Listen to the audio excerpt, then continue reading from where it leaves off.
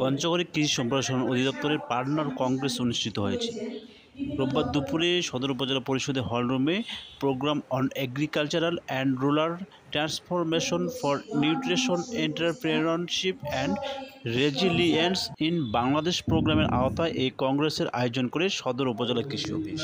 অনুষ্ঠানে স্বাগত বক্তব্য রাখেন সদর উপজেলা কৃষি অফিসার মোহাম্মদ আসাদুন নবী।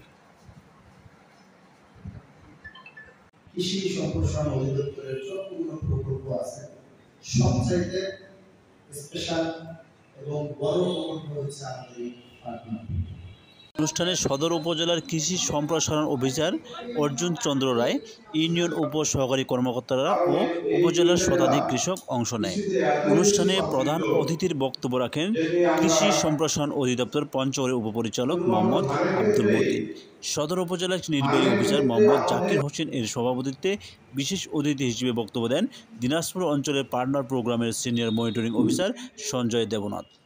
বক্তারা কৃষি উন্নয়নে পার্টনার প্রোগ্রামের অগ্রাধিকার এবং স্থানীয় কৃষকদের সক্ষমতা বৃদ্ধিতে ভূমিকার উপর জোর দেন এবং ফসলের সার ও কীটনাশক ব্যবহারে কৃষকদেরকে উপসহকারী কৃষি কর্মকর্তাদের পরামর্শ নেওয়ার আহ্বান জানান।